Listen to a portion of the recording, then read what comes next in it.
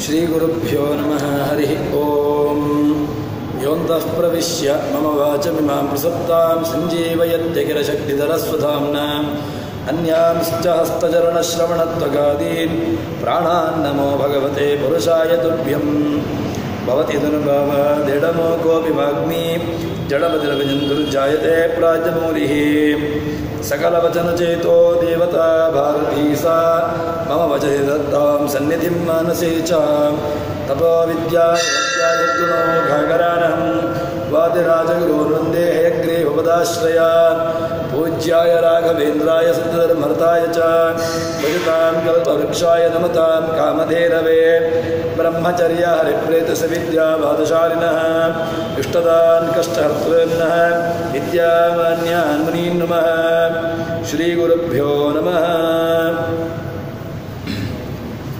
ಭಗವಂತನನ್ನು ತಿಳ್ಕೊಳ್ಬೇಕು. ಆ ತಿಳ್ಕೊಳ್ಳಿಕ್ಕೆ ಮೂರು ದೃಷ್ಟಾಂತವನ್ನು ಅಲ್ಲಿ ಹೇಳಿದರು. ಒಂದು ಮಣ್ಣಿನ ಹೆಂಟೆಯನ್ನು ತಿಳ್ಕೊಂಡ ಮೂಲಕವಾಗಿ ಅಂತ ಒಂದು ದೃಷ್ಟಾಂತ. ಅದೇ ರೀತಿಯಾಗಿ ಒಂದು ಲೋಹದ ಮಣಿಯ ಬಗ್ಗೆ ಒಂದು ವಿವರಣೆಯನ್ನು ನೀಡಿದರು. ಯಾಕೋಸ್ಕರವಾಗಿ ಅಂತ ಕೇಳಿದಾಗ ಅದಕ್ಕೆ ಒಂದು ಒಳ್ಳೆಯ ದೃಷ್ಟಾಂತವನ್ನು ತೋರಿಸ್ತಾರೆ. ಕಿಮು ವಿಷ್ಣೋರ್ಬಹೋರ್ಜ್ಞಾನಾತ್ ಅತ್ಯಲ್ಪಂ ಜಗದೀದೃಶಂ ಅನನ್ಯಾಧೀನ ವಿಜ್ಞಾನಾತ್ ಅನ್ಯಾಧೀನಂ ತಥೈವ ಚ ಅಂತ ಹೇಳಿಕೊಂಡು ಒಳ್ಳೆಯ ಒಂದು ಉದಾಹರಣೆಯನ್ನು ಹೇಳ್ತಾರೆ. ಏನು ಅಂತ ಕೇಳಿದರೆ, ನಮಗೆ ಒಂದು ವಸ್ತುವನ್ನು ತಿಳ್ಕೊಂಡಾಗ ಉಳಿದಂತಹ ಎಲ್ಲ ಅದರ ವಿಕಾರವಾಗಿರತಕ್ಕಂತಹ ಉಳಿದಂತಹ ಎಲ್ಲ ಪದಾರ್ಥಗಳನ್ನು ನಾವು ಹೇಗೆ ತಿಳ್ಕೊಳ್ತೇವೆಯೋ ಅದೇ ರೀತಿಯಾಗಿ ಒಬ್ಬ ಭಗವಂತನನ್ನು ತಿಳ್ಕೊಳ್ಳಬೇಕು. ಆ ಭಗವಂತನಿಂದ ಸೃಷ್ಟಿಯಾಗಿರ್ತಕ್ಕಂತಹ ಈ ಜಗತ್ತು ಅದೇ ರೀತಿಯಾಗಿರ್ತಕ್ಕಂತಹ ಸತ್ಯವಾಗಿರ್ತಕ್ಕಂತಹದ್ದು ಎಂಬುದನ್ನು ನಮಗೆ ತಿಳ್ಕೊಳ್ಳಿಕ್ಕೆ ಆಗ್ತದೆ ಎಂಬುದಾಗಿ ಹೀಗೆ ಅನನ್ಯಾಧೀನ ವಿಜ್ಞಾನಾತ್, ಯಾವುದು ಇನ್ನೊಂದರ ಅಧೀನ ಅಲ್ವೋ ಆ ಅನನ್ಯಾಧೀನವಾದಂತಹ ಒಂದು ವಸ್ತುವಿನ ತಿಳ್ಕೊಂಡಾಗ ಏನಾಯಿತು, ಅನನ್ಯಾಧೀನವಾಗಿರತಕ್ಕಂತಹ ಪದಾರ್ಥ ಯಾವುದು ಅಂತ ಕೇಳಿದರೆ ಅದು ಭಗವಂತ. ಇನ್ನು ಅನ್ಯಾಧೀನವಾಗಿರತಕ್ಕಂತಹ ಪದಾರ್ಥಗಳು ಅಂತ ಹೇಳಿದರೆ ಅದು ಜಗತ್ತು. ಯಾಕೆ? ಜಗತ್ತು ಯಾವ ಕಾಲಕ್ಕೂ ಕೂಡ ಅದು ಸ್ವತಂತ್ರ ಅಲ್ಲ, ಹೊರತು ಅದು ಪರತಂತ್ರವೇ. ಅದು ಯಾರ ತಂತ್ರದಲ್ಲಿ ಉಂಟು ಅಂತ ಕೇಳಿದರೆ ಅದು ಭಗವತ್ ತಂತ್ರದಲ್ಲಿದೆ ಎಂಬುದನ್ನು ನಮಗೆ ಈ ದೃಷ್ಟಾಂತಗಳ ಮೂಲಕವಾಗಿ ಅದನ್ನು ತಿಳಿಸಿಕೊಡ್ತಾರೆ. ತದನಂತರದಲ್ಲಿ ಎಲ್ಲ ಜಗತ್ತುಗಳು ಇದೆಲ್ಲವೂ ಕೂಡ ತಿಳ್ಕೊಳ್ಳಬೇಕು. ತಮೇವಂ ವಿದ್ವಾನ್ ಅಮೃತ ಹಿ ಭವತಿ ನಾನ್ಯಃ ಪಂಥ ಅಯನಾವಿತತೆ ಅಂತ ಹೇಳಿಕೊಂಡು ಅವನನ್ನು ತಿಳ್ಕೊಂಡಾಗ ಏನಾಯಿತು, ನಮಗೆ ಅಮೃತತ್ವ ಸಿಗುವಂತಹದ್ದು. ಅಮೃತತ್ವ ಅಂತ ಹೇಳಿದರೆ ನಮಗೆ ಮೃತಿ ಇಲ್ಲದೇ ಇರತಕ್ಕಂತಹ ಸ್ಥಿತಿ, ಮರಣ ಇಲ್ಲದೇ ಇರತಕ್ಕಂತಹ ಸ್ಥಿತಿಯಾಗಬೇಕು ಅಂತ ಹೇಳಿದರೆ ಅದಕ್ಕೆ ಮುಖ್ಯವಾಗಿರತಕ್ಕಂತಹ ತತ್ವ ಅದು ಭಗವತ್ ತತ್ವ. ಅದನ್ನು ತಿಳ್ಕೊಳ್ಳಬೇಕು ಎಂಬುದಾಗಿ ಹೀಗೆ ಅದಕ್ಕೆ ಬೇಕಾಗಿರತಕ್ಕಂತಹ ದೃಷ್ಟಾಂತವನ್ನು ಕೊಡ್ತಾರೆ. ಇನ್ನೊಂದು ಇದರ ಅವಾಂತರವಾಗಿರತಕ್ಕಂತಹದ್ದು ಏನು ಅಂತ ಕೇಳಿದರೆ, ಒಂದು ಭಾಷೆ, ಈ ಸಂಸ್ಕೃತ ಎಂಬಂತಹ ಒಂದು ಭಾಷೆ, ಅದನ್ನು ತಿಳ್ಕೊಂಡದ್ರಿಂದಾಗಿ ಉಳಿದಂತಹ ಎಲ್ಲ ಅದರ ವಿಕಾರವಾಗಿರತಕ್ಕಂತಹ ಉಳಿದ ಭಾಷೆಗಳೂ ಕೂಡ ನಮಗೆ ಅದರ ಪರಿಜ್ಞಾನವು ಬರ್ತದೆ ಅಂತ ಹೇಳಿಕೊಂಡು, ಅಂದರೆ ಭಗವಂತನ ಜ್ಞಾನ, ಅದರಿಂದಾಗಿ ಉಳಿದಿರತಕ್ಕಂತಹ ಎಲ್ಲ ಜ್ಞಾನಗಳು. ನಾವು ಒಂದು ಊರಿಗೆ ಹೋಗ್ತೇವೆ, ಆ ಊರಿಗೆ ಹೋದಾಗ ಏನು ಹೇಳ್ತೇವೆ ಅಂತ ಕೇಳಿದ್ರೆ, ಆ ಊರಲ್ಲಿ ಒಂದು ಮುಖ್ಯವಾಗಿರ್ತಕ್ಕಂಥ ಒಂದು ಪ್ರದೇಶವನ್ನು ನೋಡ್ತೇವೆ, ಅಂದರೆ ಅದರಲ್ಲಿರ್ತಕ್ಕಂಥ ಒಂದು ಪ್ರೇಕ್ಷಣೀಯವಾಗಿರ್ತಕ್ಕಂಥ ಸ್ಥಳವನ್ನು ನೋಡ್ತೇವೆ. ಅಲ್ಲಿ ಹೋಗಿ ಅದನ್ನು ನೋಡಿದವಾಗ ಏನಾಯಿತು, ಹೌದು ನಾನು ಉಡುಪಿ ಹೋಗಿ ಬಂದೆ, ಉಡುಪಿಯನ್ನು ನೋಡಿದೆ, ಎಲ್ಲವನ್ನೂ ನೋಡಿ ಆಯಿತು ಅಂತ ಹೇಳಿಕೊಂಡು ಈ ರೀತಿಯಾಗಿರತಕ್ಕಂತಹ ವ್ಯವಹಾರವನ್ನು ಹೇಳ್ತೇವೆ. ಅದೇ ರೀತಿಯಾಗಿ ಭಗವಂತನನ್ನು ತಿಳ್ಕೊಂಡಾಗ ಉಳಿದಂತಹ ಜಗತ್ತು ಅದು ನಶ್ವರವಾಗಿರತಕ್ಕಂತಹ ಜಗತ್ತು, ಜಡಾತ್ಮಕವಾಗಿರತಕ್ಕಂತಹ ಜಗತ್ತು. ಈ ಜಡಾತ್ಮಕವಾಗಿರತಕ್ಕಂತಹ ಜಗತ್ತಿನ ಜ್ಞಾನವೂ ಕೂಡ ನಮಗೆ ಅದು ಅದರ ಜ್ಞಾನವೂ ಕೂಡ ನಮಗೆ ಬರ್ತದೆ ಎಂಬುದಾಗಿ ಹೇಳ್ತಾರೆ. ಹೀಗೆ ಹೇಳಿದ ನಂತರ ತದನಂತರದಲ್ಲಿ ಭಗವಂತನ ಒಂದು ತಿಳ್ಕೊಂಡಾಗ ಎಲ್ಲ ಭೇದವನ್ನು ಅಲ್ಲಿ ಹೇಳಿದರು. ಯಾರಿದ್ದ ಅಂತ ಕೇಳಿದಾಗ ಭಗವಂತ ಅವನು ಒಬ್ಬನೇ ಇದ್ದದ್ದು. ಅವನು ಒಬ್ಬನೇ ಯಾರ ಜೊತೆಗಿದ್ದ ಅಂತ ಕೇಳಿದಾಗ ಯಾರ ಜೊತೆಗೂ ಇಲ್ಲ. ತನ್ನ ಮಡದಿಯ ಜೊತೆಗೆ ಜಗತ್ತನ್ನು ಪ್ರಳಯ ಕಾಲದಲ್ಲಿ ತಾನು ವಿಹಾರವನ್ನು ಮಾಡಿಕೊಂಡು ಅಲ್ಲಿ ಇದ್ದ ಎಂಬುದಾಗಿ ಆ ಭಗವಂತನನ್ನು ಸರ್ವೋತ್ತಮತ್ವವನ್ನು ಅವನ ವ್ಯಾಪ್ತತ್ವವನ್ನು ನಮಗೆ ಈ ಉಪನಿಷತ್ತು ಹೇಳ್ತಾರೆ. ಉಪನಿಷತ್ತಿನ ಮೂಲಕ ನಮಗೆ ತಿಳಿಸ್ತಾರೆ. ಭಗವಂತನಲ್ಲಿ ಯಾವುದೇ ರೀತಿಯಾಗಿರತಕ್ಕಂತಹ ಭೇದ ಇಲ್ಲ ಅವನ ಅವಯವಗಳಿಗೆ.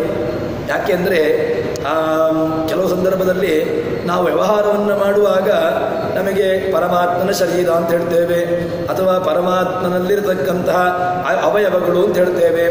ಪರಮಾತ್ಮನಲ್ಲಿರತಕ್ಕಂತಹ ಅವಯವಗಳು ಅಂತ ಹೇಳಿದರೆ ಅದು ಬೇರೆನೋ ಅಂತ ಕೇಳಿದ್ರೆ, ಅವಯವ ಅಂತ ಹೇಳಿದ್ರೆ ಅದು ಬೇರೆಯಾದದ್ದಲ್ಲ, ಅವನದ್ದೇ ಅದು. ಅವನಲ್ಲಿ ಭೇದವನ್ನು ಹೇಳಲಿಕ್ಕೋಸ್ಕರವಾಗಿ ನಾವು ವ್ಯವಹಾರ ಮಾಡಬೇಕಲ್ವ, ಆ ವ್ಯವಹಾರಕ್ಕೋಸ್ಕರವಾಗಿ ಈ ರೀತಿಯಾಗಿ ಅದನ್ನು ಹೇಳುವಂತಹದ್ದು. ಪರಮಾತ್ಮನ ಶರೀರ, ಪರಮಾತ್ಮನ ಅಂಗ, ಅಥವಾ ಪರಮಾತ್ಮನ ಶಿರಸ್ಸು, ಪರಮಾತ್ಮನ ಪಾದ, ಹೀಗೆ ಆ ಷಷ್ಠಿ ವಿಭಕ್ತಿಯನ್ನು ಪ್ರಯೋಗ ಮಾಡುವಂತಹದ್ದು ಕೇವಲ ವ್ಯಾವಹಾರಿಕವಾಗಿ ಹೊರತು ವಾಸ್ತವಿಕವಾಗಿ ಅದರಲ್ಲಿ ಭೇದವೂ ಇಲ್ಲ, ಭೇದಾಭೇದವೂ ಇಲ್ಲ ಎಂಬುದಾಗಿ ನಮಗೆ ಉಪನಿಷತ್ಕಾರರು ಅದನ್ನು ತಿಳಿಸಿಕೊಡ್ತಾರೆ. ತದನಂತರದಲ್ಲಿ ಹೇಳಿದ ಮೇಲೆ ಇಷ್ಟೆಲ್ಲ ಆ ಭಗವಂತನನ್ನು ಪ್ರತಿಪಾದನೆ ಮಾಡಿದರು. ತದನಂತರದಲ್ಲಿ ಭಗವಂತನಿಂದಾಗಿ ಇಡೀ ಜಗತ್ತು ಸೃಷ್ಟಿಯಾಗಿರತಕ್ಕಂತಹದ್ದು, ಆ ಪರಮಾತ್ಮನಿಂದಾಗಿ ಆಗಿರತಕ್ಕಂತಹ ಆದಿ ಸೃಷ್ಟಿಯ ಬಗ್ಗೆ ಅದನ್ನು ಸ್ವಲ್ಪ ಅದರ ಬಗ್ಗೆ ಉಪನಿಷತ್ಕಾರರು ಬೆಳಕನ್ನು ಚೆಲ್ತಾರೆ. ಏನು ಭಗವಂತ ಹೇಗಿದ್ದ ಅಂತ ಕೇಳಿದಾಗ, ಭಗವಂತ ಯಾವುದೇ ಒಂದು ಒತ್ತಡಕ್ಕೆ ಅಥವಾ ಯಾವುದೋ ಒಂದು ನಿಮಿತ್ತಕ್ಕೋಸ್ಕರವಾಗಿ ಅವನು ಅಲ್ಲಿ ಪರಿಣಾಮವಾಗುವುದಲ್ಲ. ನಮಗೆ ಉಪನಿಷತ್ಕಾರರು ಕೊಡುವಂತಹದ್ದು ತದೈಕ್ಷತ ಬಹುಸ್ಯಾಂ ಪ್ರಜಾಯೇಯ. ಅವನು ಏನು ಮಾಡ್ತಾನೆ ಅಂತ ಕೇಳಿದ್ರೆ, ಭಗವಂತ ಎಲ್ಲ ಒಂದು ಇದ್ದ, ಏನಾಗ್ತಾನೆ ಅಂತ ಕೇಳಿದ್ರೆ, ನಾನು ಬಹುವಾಗಿ ನಾನು ಬೇರೆ ಬೇರೆ ಜಗತ್ತಾಗಿ ಪರಿಣಾಮವಾಗಬೇಕು ಅಂದರೆ ಏನಾಯ್ತು, ಈಗ ಜಗತ್ತು ಭಗವಂತನೊಬ್ಬ ಇದ್ದಾನೆ, ಇಡೀ ಜಗತ್ತಿನಲ್ಲಿ ತಾನು ವ್ಯಾಪ್ತನಾಗಿ ಒಂದು ನಿತ್ಯ ರೂಪವಾಗಿರತಕ್ಕಂತಹ ಇನ್ನೊಂದು ವ್ಯಾಪ್ತವಾಗಿರತಕ್ಕಂತಹ ರೂಪವನ್ನು ತಾನು ಹೊಂದಬೇಕು ಎಂಬುದಾಗಿ ತಾನೇ ಚಿಂತನೆ ಮಾಡಿದ ಹೊರತು ಯಾವುದೋ ಒಂದು ಹೊರಗಿನ ಬಾಹ್ಯವಾಗಿರತಕ್ಕಂತಹ ಒಂದು ಬಾಹ್ಯವಾಗಿರತಕ್ಕಂತಹ ಕ್ರಿಯೆಯಿಂದಾಗಿ ಭಗವಂತ ಸೃಷ್ಟಿಯಾದಿಗಳನ್ನು ಮಾಡುವಂತಹದ್ದಲ್ಲ ಎಂಬುದಾಗಿ ಹೇಳ್ತಾರೆ. ಮತ್ತೇನಾಯಿತು ಅಂತ ಕೇಳಿದ್ರೆ, ತಾನು ಬೇರೆ ಬೇರೆ ಅಲ್ಲಿ ಸೃಷ್ಟಿಯಾಗಲಿಕ್ಕೋಸ್ಕರವಾಗಿ ಆ ಬಹುವಾಗಿರತಕ್ಕಂತಹ ಜಗತ್ತಾಗಿ ಪರಿಣಾಮವನ್ನು ಹೊಂದುತ್ತಾನೆ ಅಂತ ಹೇಳ್ತಾರೆ. ಅದರಿಂದಾಗಿ ಮೊದಲಿಗೆ ಅವನು ಯಾರನ್ನು ಸೃಷ್ಟಿ ಮಾಡಿದ ಅಂತ ಕೇಳಿದಾಗ, ಮೊದಲಿಗೆ ಆ ತೇಜಸ್ಸು ಅಂತ ಹೇಳಿಕೊಂಡು ಲಕ್ಷ್ಮೀದೇವಿಯನ್ನು ಅವನು ಸೃಷ್ಟಿ ಮಾಡ್ತಾನಂತೆ. ತದನಂತರದಲ್ಲಿ ಅವಳಿಂದ ನಿಯಾಮಕವಾಗಿರತಕ್ಕಂತಹ ದ್ರವ್ಯಗಳನ್ನು, ಹೀಗೆ ಆ ಒಂದೊಂದು, ತದನಂತರದಲ್ಲಿ ಆ ಪ್ರಾಣದೇವರನ್ನು, ತದನಂತರದಲ್ಲಿ ಆ ನೀರು, ಹೀಗೆ ಒಂದೊಂದು ರೂಪವಾಗಿರತಕ್ಕಂತಹ ಒಂದು ಅವನೇ. ಅಂದರೆ ಏನಾಯಿತು, ತಾನೇ ಬಹುಭಾವವನ್ನು ಹೊಂದುವಂತಹದ್ದು. ಆದರೆ ಬಹುಭಾವತ್ವವನ್ನು ಹೊಂದಲಿಕ್ಕೋಸ್ಕರವಾಗಿ ಏನು ಮಾಡಿದ ಅಂತ ಕೇಳಿದ್ರೆ, ಆಯಾಯ ದೇವತೆಗಳನ್ನು ಅಲ್ಲಿ ಒಂದು ನಿಯಾಮಕ, ಅವರನ್ನು ಸಹಕಾರಿ ಕಾರಣ ಅಂತ ಹೇಳ್ತೇವೆ. ಏನು, ಅವರನ್ನು ಜೊತೆಗಿಟ್ಟುಕೊಂಡು ನಾವು ಒಂದು ದೊಡ್ಡದಾಗಿರ್ತಕ್ಕಂತಹ ಒಂದು ಆ ರಥವನ್ನು ಎಳಿಲಿಕ್ಕೋಸ್ಕರವಾಗಿ ಏನು ಮಾಡ್ತೇವೆ, ತಾನು ಒಬ್ಬರಿಂದ ಆಗೋದಿಲ್ಲ ಅಂತ ಆದಾಗ ಅದಕ್ಕೊಂದು ಬಹುವಾಗಿರತಕ್ಕಂತಹ ಜನರು ಆ ರೀತಿಯಾಗಿ ತಾವು ಒಂದು ಆ ರಥವನ್ನು ತೇರನ್ನು ಎಳೆಯುವಂತಹದ್ದು. ಅದೇ ರೀತಿಯಾಗಿ ಭಗವಂತನಿಗೆ ತಾನೊಬ್ಬನೇ ಎಲ್ಲವನ್ನೂ ಮಾಡಲಿಕ್ಕೆ ಸಾಮರ್ಥ್ಯ ಇದೆ. ಮತ್ತೇನು ಅಂತ ಕೇಳಿದ್ರೆ, ಅವರವರಿಗೂ ಕೂಡ ಆಯಾ ದೇವತೆಗಳಿಗೆ ತತ್ತಚ್ಛಕ್ತಿಯೇ ಪ್ರಬೋಧೆಯನ್ನಂತ ಹೇಳುವ ಹಾಗೆ ಅಲ್ಲಿ ಹೋಗಿ ಅಲ್ಲಿರತಕ್ಕಂತಹ ಶಕ್ತಿಯನ್ನು ಪ್ರೇರೇಪಣೆ ಮಾಡುವ ಮೂಲಕವಾಗಿ ಭಗವಂತ ಈ ಸೃಷ್ಟ್ಯಾದಿಗಳಲ್ಲಿ ತಾನು ತೊಡಗ್ತಾನೆ, ಸೃಷ್ಟ್ಯಾದಿಗಳನ್ನು ಮಾಡ್ತಾನೆ ಎಂಬುದಾಗಿ ನಮಗೆ ಅದಕ್ಕೆ ಒಳ್ಳೆಯ ಒಂದು ವ್ಯವಸ್ಥೆಯನ್ನು, ಅದಕ್ಕೆ ಬೇಕಾಗಿರತಕ್ಕಂತಹ ದೃಷ್ಟಾಂತವನ್ನು ನಮಗೆ ಉಪನಿಷತ್ಕಾರರು ಹೇಳ್ತಾರೆ. ಭಗವಂತ ಸತ್ ಅಂತ ನಾವು ಹೇಳ್ತೇವೆ. ಭಗವಂತ ಸತ್ಯ ಅಂತ ಹೇಳ್ತೇವೆ. ಸತ್ ತ್ ಯಾ ಅಂತ ಹೇಳಿಕೊಂಡು ಹೀಗೆ ನಾವು ಪದವಿಭಾಗವನ್ನು ಮಾಡ್ತೇವೆ. ಭಗವಂತ ಸತ್, ಅಂತ ಹೇಳಿದಾಗ ಅವನ ಜ್ಞಾನ, ಇನ್ನೊಂದು ಜ್ಞಾನಕ್ಕೋಸ್ಕರವಾಗಿ ಜ್ಞಾನದಿಂದಾಗಿ ಮಾತ್ರ ಹೊಂದಲಿಕ್ಕೆ ಯೋಗ್ಯನಾಗಿರತಕ್ಕಂಥವನು ಭಗವಂತನನ್ನ ಬೇರೆ ಏನೋ ನಾನು ನೀಡಿ ಅವನನ್ನು ಹೊಂದುತ್ತೇನೆ, ಇಲ್ಲ, ಸಾಧ್ಯವೇ ಇಲ್ಲ. ಜ್ಞಾನೇನೈವ ಪರಂಪದಂ. ನಿಮಗೆ ಭಗವಂತನನ್ನು ಹೊಂದಬೇಕು, ನಿಮಗಿರತಕ್ಕಂತಹ ಮಾರ್ಗ ಯಾವುದು ಅಂತ ಕೇಳಿದ್ರೆ, ನನ್ನ ಹತ್ರ ತುಂಬ ಹಣ ಉಂಟು, ನನಗೆ ದೇವರ ಹತ್ರ ಹೋಗಬೇಕು, ಇಲ್ಲ. ನಿಮಗೆ ಹಣ ಇದ್ದ ತಕ್ಷಣ ಎಲ್ಲಿಗೆ ಹೋಗ್ಬೋದು ಅಂತ ಕೇಳಿದ್ರೆ, ದೇವರನ್ನು ನೋಡ್ಲಿಕ್ಕೋಸ್ಕರವಾಗಿ ಹೋಗುವಂತಹ ಒಂದು ಪ್ರಯತ್ನವನ್ನು ಮಾಡಬಹುದು.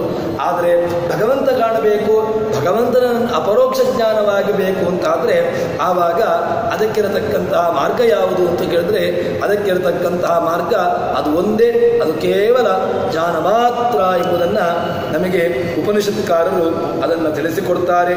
ಹೀಗೆ ಆ ವ್ಯಾಪ್ತನಾಗಿರತಕ್ಕಂತಹ ಭಗವಂತ ಇದ್ದಾನೆ ಅಂತ ಹೇಳ್ತಾರೆ. ತದನಂತರದಲ್ಲಿ ಹೇಳ್ತಾರೆ, ಅವನು ಭಗವಂತ ಸೃಷ್ಟಿ ಮಾಡಿದಾಗ ತಾನು ಆ ಪ್ರಾಣದೇವರನ್ನು ಸೃಷ್ಟಿ ಮಾಡಿದ ಮೇಲೆ ಆ ನಿಯಾಮಕನಾಗಿರತಕ್ಕಂತಹ ಬಹುರೂಪ ಅಲ್ಲಿ ತಾನು ಸೃಷ್ಟಿ ಮಾಡಿ ಅಲ್ಲಿ ಮತ್ತೆ ಪುನಃ ಅನೇಕ ವಿಧವಾಗಿರತಕ್ಕಂತಹ ಜಗತ್ತು ಅದನ್ನೂ ಕೂಡ ಭಗವಂತ ಸೃಷ್ಟಿ ಮಾಡಬೇಕು. ರುದ್ರದೇವರಿಂದ ಅಭಿಮನ್ಯವಾಗಿರತಕ್ಕಂತಹ ದ್ರವ್ಯಗಳನ್ನು ಹೀಗೆ ಎಲ್ಲ ಆ ಪೃಥ್ವಿಯಿಂದ ಆರಂಭಿಸಿಕೊಂಡು ನಮಗೆ ಉಪನಿಷತ್ತಿನಲ್ಲಿ ಸೃಷ್ಟಿಯ ಪ್ರಕರಣವನ್ನು ಹೇಳುವಾಗ ಹೇಗೆ ಹೇಳ್ತಾರೆ ಅಂತ ಕೇಳಿದ್ರೆ, ಅಗ್ನೇರಾಪ ಅದ್ಯ ಪೃಥಿವ್ಯಾ ಔಷಧೀಭ್ಯೋನ್ನಂ ಅನ್ನಾತ್ ಪುರುಷ ಅಂತ ಹೇಳಿಕೊಂಡು ಹೀಗೆ ಆ ಸೃಷ್ಟಿಯನ್ನು ಹೇಳುವಂತಹದ್ದು. ಭಗವಂತ ಹೀಗೆ ಇದ್ದುಕೊಂಡು ಅವುಗಳಲ್ಲಿದ್ದುಕೊಂಡು ತಾನು ಅವುಗಳೇ ಬಹುಭಾವವನ್ನು ಹೊಂದದ್ದು. ಇನ್ನೊಂದೇನು ಅಂತ ಕೇಳಿದ್ರೆ, ಭಗವಂತ ಅವುಗಳಿಗೆ ಇದ್ದುಕೊಂಡು ತಾನು ಬಹುಭಾವವನ್ನು ಹೊಂದಿದ ಎಂಬುದಾಗಿ ನಮಗೆ ಅದಕ್ಕೆ ಉತ್ತರವನ್ನು ಕೊಡ್ತಾರೆ. ತದನಂತರದಲ್ಲಿ ಇನ್ನಷ್ಟು ಅದನ್ನು ಮುಂದೆ ಹೇಳ್ತಾರೆ. ಅಥಕುಲೇಶಾಂ ಭೂತಾನಾಂ ತ್ರೀಣ್ಯೇವ ಬೀಜಾನಿ ಭವತಿ ಅಂಡಜಂ ಜೀವಂ ಉದ್ಭಿಜಂ ಅಂತ. ಜಗತ್ತಿನಲ್ಲಿ 3 ರೀತಿಯಾಗಿರತಕ್ಕಂತಹ ಒಂದು ನಾವು ಪ್ರಭೇದಗಳನ್ನು ಹೇಳ್ತೇವೆ. ಅದು ಯಾವುದು ಅಂತ ಕೇಳಿದ್ರೆ, ಒಂದು ಅಂಡಜ, ಜೀವಜ, ಉದ್ಭಿಜ ಅಂತ. ಏನು ಅಂಡಜ ಅಂತ ಹೇಳಿದ್ರೆ ಮೊಟ್ಟೆಯನ್ನು ಒಡೆದು ಬರತಕ್ಕಂತಹದ್ದು. ತದನಂತರದಲ್ಲಿ ಉದ್ಭಿಜ, ಅದು ಹೊಡೆದು ಅಂದರೆ ಮೊಳಕೆಯನ್ನು ಬೀಜವನ್ನು ಹಾಕಿ ತನ್ಮೂಲಕವಾಗಿ ಅಲ್ಲಿ ಮೊಳಕೆ ಹೊಡೆದು ಅಲ್ಲಿಯ ಆ ರೀತಿಯಾಗಿ ಅದು ಮೇಲಕ್ಕೆ ಬರುವಂತಹದ್ದು ಆ ಮರಗಿಡಾದಿಗಳು.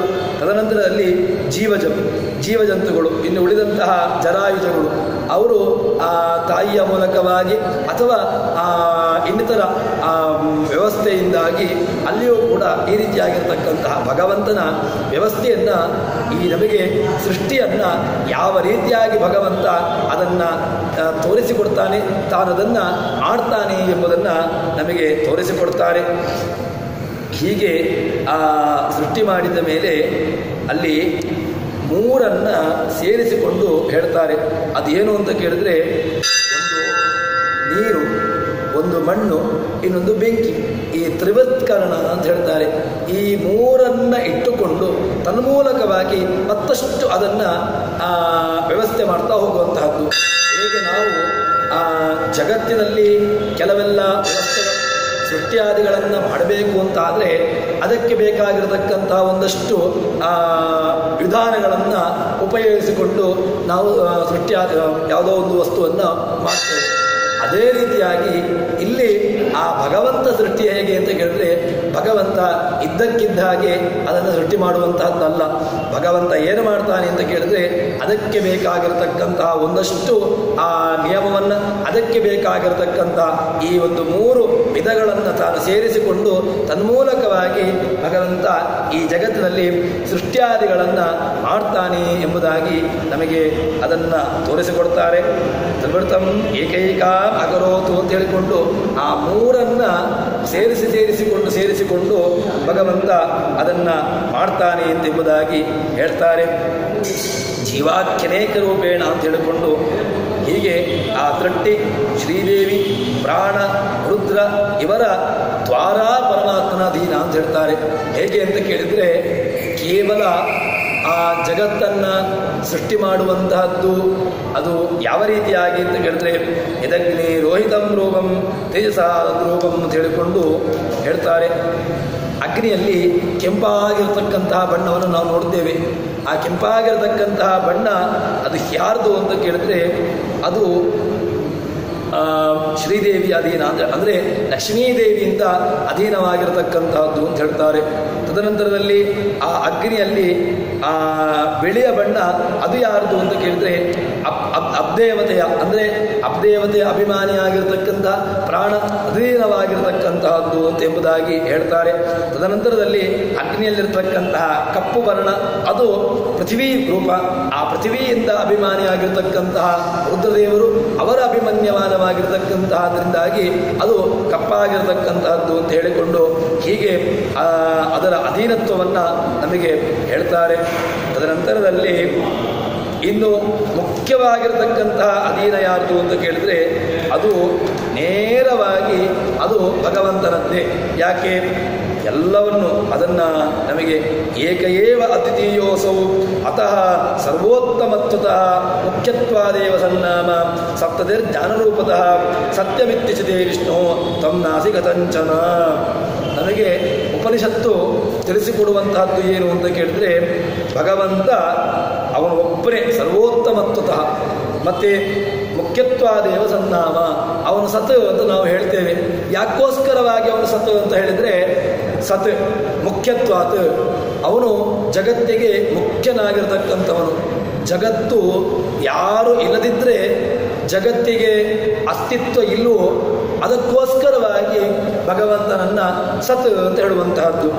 ಸನ್ನಾಮ ಸತ್ಯಂ ಇತ್ಯುಚ್ಯತೆ ವಿಷ್ಣು ತಂ ನಾಸಿ ಕದಂಚನ. ಭಗವಂತನನ್ನು ಬಿಟ್ಟು ಉಳಿದದ್ದು ಯಾವುದೂ ಕೂಡ ಸತ್ತಾಗ್ಲಿಕ್ಕೆ ಸಾಧ್ಯ ಇಲ್ಲ. ಭಗವಂತ ಎಲ್ಲರ ಜೊತೆಗಿದ್ದುಕೊಂಡು ಎಲ್ಲ ಜೀವರಾಶಿಯೊಳಗಿದ್ದುಕೊಂಡು ಭಗವಂತ ಅವುಗಳಲ್ಲಿ ಸತ್ವನಾಮಕನಾಗಿ ಸತ್ತಾಪ್ರದತ್ವವನ್ನು ನೀಡಿ ತನ್ಮೂಲಕವಾಗಿ ಅಲ್ಲಿರ್ತಾನೆ ಎಂಬುದನ್ನು ನಮಗೆ ಉಪನಿಷತ್ಕಾರರು ಹೇಳ್ತಾರೆ. ಸರಿ, ಈಗ ಅವುಗಳಾದರೂ ಕೂಡ ಯಾರು ಪ್ರಾಣ ರುದ್ರ ಮತ್ತು ಇವರೆಲ್ಲರೂ ಕೂಡ ಲಕ್ಷ್ಮೀದೇವಿ ಇವರಾದರೂ ಕೂಡ ಸ್ವತಂತ್ರರು ಅಂತ ಕೇಳಿದರೆ ಅದಕ್ಕೆ ಹೇಳ್ತಾರೆ ಅವರೂ ಕೂಡ ಸ್ವತಂತ್ರರಲ್ಲ. ಮತ್ತು ಅವರೂ ಕೂಡ ನಾವು ಉಪನಿಷತ್ತು ನಮಗೆ ತಿಳಿಸಿಕೊಡುವಂತಹದ್ದು ಈ ಶ್ರೀ ಲಕ್ಷ್ಮೀದೇವಿ ಪ್ರಾಣ ರುದ್ರ ತೇಜಸ್ಸು ಇದೆಲ್ಲವೂ ಕೂಡ ಯಾರ ಅಧೀನ ಅಂತ ಕೇಳಿದಾಗ ಪರಸ್ಪರವಾಗಿ ಅದು ಭಗವಂತನ ಅಧೀನ, ಪರಸ್ಪರವಾಗಿ ಭಗವಂತನ ಅಂಶಯುಕ್ತವಾಗಿರತಕ್ಕಂತಹದ್ದು ಎಂಬುದಾಗಿ ನಮಗೆ ಉತ್ತರವನ್ನು ನೀಡುತ್ತಾರೆ. ಹೇಗೆ ಅಂತ ಕೇಳಿದರೆ ಅನ್ನಂ ಅಶಿತಂ ತ್ರೇಧಾ ವಿಧೀಯತೆ ತಸ್ಯ ಯಃ ಸ್ತವಿಷ್ಟೋ ಧಾತು ತತ್ ಪುರೀಶಂ ಭವತಿ ಯೋ ಮಧ್ಯಮಃ ತನ್ಮಾಂಸಂ ಯೋ ಅನಿಷ್ಠ ತನ್ಮನಃ. ನಮಗೆ ಭಗವಂತನ ನಾವು ಅನ್ನಾದಿಗಳನ್ನು ಸ್ವೀಕಾರ ಮಾಡ್ತೇವೆ. ಅನ್ನಾದಿಗಳನ್ನು ಸ್ವೀಕಾರ ಮಾಡಿದಾಗ ಆ ಒಳಗೆ ಅದು ದೇಹದ ಒಳಕ್ಕೆ ಹೋದಾಗ ಅದು ಏನಾಗ್ತದೆ, ಅದರಲ್ಲಿರ್ತಕ್ಕಂತಹ ವ್ಯವಸ್ಥೆ ಏನು ಅಂತ ಕೇಳಿದಾಗ ನಮಗೆ ಉಪನಿಷತ್ತು ಅದಕ್ಕೆ ಉತ್ತರವನ್ನು ಕೊಡ್ತದೆ. ಅನ್ನಂ ಅಶಿತಂ ತ್ರೇಧಾ ವಿಧೀಯತೆ. ಏನು ಆ ಜೀವರಾಶಿಗಳು ಆ ಅನ್ನಾದಿಗಳನ್ನು ಸ್ವೀಕಾರ ಮಾಡ್ತಾರೆ ಅದು ತ್ರೇಧಾ ವಿಧೀಯತೆ, 3 ವಿಭಾಗವಾಗಿ ಅದು ಪರಿಣಾಮವಾಗ್ತದೆ ಅಂತ ಹೇಳ್ತಾರೆ. ಅನ್ನಂ ಅಶಿತಂ ತ್ರೇಧಾ ವಿಧೀಯತೆ ತಸ್ಯ ಯಃ ಸ್ತವಿಷ್ಟೋ ಧಾತು ತತ್ಪುರೀಶಂ ಭವತಿ. ಒಳ್ಳೆಯ ಭಾಗ ಏನಿದೆ ಅದರಲ್ಲಿ ಸ್ಥೂಲವಾಗಿರತಕ್ಕಂತಹ ಭಾಗ ಅದು ನಮ್ಮಲ್ಲಿ ಬಲವಾಗಿ ಅದು ಹೊರಕ್ಕೆ ಹೋಗ್ತದೆ. ಇನ್ನು ಯೋ ಮಧ್ಯಮ, ಇನ್ನು ಆ ಅನ್ನದಲ್ಲಿರ್ತಕ್ಕಂತಹ ಇನ್ನಷ್ಟು ಮಧ್ಯಭಾಗ ಏನಿದೆ ಅದು ತನ್ಮಾಂಸಂ, ಆ ಮಾಂಸ ರೂಪವಾಗಿ ಮಾಂಸ ರಕ್ತ ಈ ರೀತಿಯಾಗಿ ಅದು ನಮ್ಮ ದೇಹಕ್ಕೆ ಅದಕ್ಕೆ ಶಕ್ತಿಯನ್ನು ನೀಡ್ತದೆ ಅಂತ ಹೇಳ್ತಾರೆ. ತದನಂತರಲ್ಲಿ ಯೋ ಅನಿಷ್ಟ ತನ್ಮನಃ, ಯಾವುದು ಅದರಲ್ಲಿ ಇನ್ನಷ್ಟು ಸೂಕ್ಷ್ಮವಾಗಿರತಕ್ಕಂತಹ ಭಾಗ ಅದು ಆ ಮನಸ್ಸಾಗಿ ಪರಿಣಾಮವಾಗ್ತದೆ ಅಂತ. ಅದಕ್ಕೋಸ್ಕರವಾಗಿ ಕೃಷ್ಣ ಭಗವದ್ಗೀತೆಯಲ್ಲಿ ಹೇಳುವಾಗ ಆಹಾರದ ನಿಯಮ, ತನ್ನ ಧ್ಯಾನದ ನಿಯಮ, ಈ ರೀತಿಯಾಗಿರ್ತಕ್ಕಂತಹ ಎಲ್ಲವನ್ನು ಹೇಳ್ತಾನೆ. ಯಾವ ರೀತಿಯಾಗಿರತಕ್ಕಂತಹ ಸಾತ್ವಿಕ ಆಹಾರ ಅಂದರೆ ಯಾವುದು, ಯಾವುದು ರಾಜಸಾಹಾರ ಅಂತ ಹೇಳಿದರೆ, ಯಾವುದು ತಾಮಸಾಹಾರ ಅಂತ ಹೇಳಿದರೆ, ಇದೆಲ್ಲವೂ ಕೂಡ ತಾಮಸಾಹಾರ, ರಾಜಸಾಹಾರ ಇದನ್ನು ಬಿಡಬೇಕು. ತದನಂತರದಲ್ಲಿ ಯಾವುದು ಸಾತ್ವಿಕವಾಗಿರ್ತಕ್ಕಂಥ ಆಹಾರ ಅದನ್ನು ಸ್ವೀಕಾರ ಮಾಡಬೇಕು ಅಂತ ಯಾಕವನು ಹೇಳಿದ್ದ ಅಂತ ಕೇಳಿದಾಗ ಅದಕ್ಕೆ ಉಪನಿಷತ್ತು ಬೆಂಬಲ. ಯಾಕೆ? ಉಪನಿಷತ್ತಿನ ಅರ್ಥವನ್ನು ಕೃಷ್ಣ ಭಗವದ್ಗೀತೆಯಲ್ಲಿ ಹೇಳಿರ್ತಕ್ಕಂತಹದ್ದು. ಉಪನಿಷತ್ತು ಮೊದಲಿಂದಲೂ ಕೂಡ ಇರತಕ್ಕಂತಹದ್ದು, ಯಾರಿಂದಲೂ ಕೂಡ ನಿರ್ಮಿಸಲ್ಪಟ್ಟಿರತಕ್ಕಂತಹದ್ದಲ್ಲ. ಯಾಕೋಸ್ಕರವಾಗಿ ಸಾತ್ವಿಕ ಆಹಾರವನ್ನು ಸ್ವೀಕಾರ ಮಾಡಬೇಕು ಅಂತ ಹೇಳಿದಾಗ ಅದಕ್ಕೆ ಉತ್ತರ ಯಾವುದು ಅಂತ ಕೇಳಿದ್ರೆ, ಯೋ ಅನಿಷ್ಟ ಭಾಗ ಸಹ ಮನಃ ಭವತಿ. ಅದರಲ್ಲಿ ಯಾವುದು ಸೂಕ್ಷ್ಮವಾಗಿರತಕ್ಕಂಥ ಅನ್ನದಲ್ಲಿರ್ತಕ್ಕಂತಹ ಸೂಕ್ಷ್ಮ ಭಾಗ ಅದು ನಮ್ಮ ದೇಹದಲ್ಲಿ ಸೇರಿಕೊಂಡು ಒಂದು ಸ್ವಲ್ಪ ಭಾಗ ಅದು ರಕ್ತ, ಮಾಂಸ ಇತ್ಯಾದಿಗಳ ಪೂರೈಕೆಗೆ ಅದು ಆಗ್ತದೆ. ತದನಂತರದಲ್ಲಿ ಇನ್ನಷ್ಟು ಅದರಲ್ಲಿರ್ತಕ್ಕಂಥ ಸೂಕ್ಷ್ಮ ಭಾಗ ಅದು ಮನಸ್ಸಿಗೆ ಪರಿಣಾಮವಾಗ್ತದೆ ಅಂತ ಹೊರಗಿನ ವಿದೇಶದಲ್ಲಿ ಒಂದು ಸಂಶೋಧನೆಯನ್ನು ಮಾಡಿದಾಗ ಏನು ಅಂತ ಕೇಳಿದ್ರೆ, ಒಬ್ಬ ವ್ಯಕ್ತಿ ಅವನ ಮನಸ್ಸಿಗೆ ಅದರ ಸರಿಯಿರುವಿಕೆ, ಅದರ ವ್ಯತ್ಯಾಸವಾಗುವಿಕೆಗೆ ಕಾರಣ ಯಾವುದು ಅಂತ ನೋಡಿದಾಗ ಅದಕ್ಕೆ ಕಂಡಿರತಕ್ಕಂತಹ ಮೊದಲ ವ್ಯವಸ್ಥೆ ಏನು ಅಂತ ಕೇಳಿದ್ರೆ, ಅದರಿಗೆ ಕಂಡಿರತಕ್ಕಂತಹದ್ದು ಅದು ಪಾಶ್ಚಾತ್ಯರಿಗೆ ಕಂಡಿರತಕ್ಕಂತಹದ್ದು ಅದು ಆಹಾರ ಅಂತ ಹೇಳ್ತಾರೆ. ಯಾಕೆ?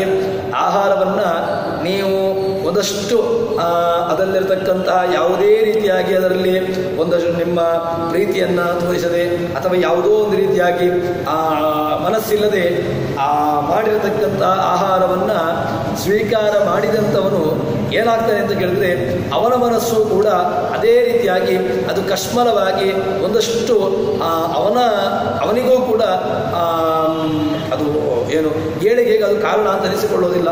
ಅದೇ ರೀತಿಯಾಗಿ ಒಳ್ಳೆಯ ಭಗವಂತನಿಗೆ ನಿವೇದಿತವಾಗಿರತಕ್ಕಂತಹ ಅನ್ನ ತನ್ಮೂಲಕವಾಗಿ ಅದನ್ನು ಸ್ವೀಕಾರ ಮಾಡಿರತಕ್ಕಂಥ, ಅಂದರೆ ಸ್ವೀಕಾರ ಅರ್ಹವಾಗಿರತಕ್ಕಂತಹ ಅನ್ನ ಅಂತ ಹೇಳುವಂತಹದ್ದು.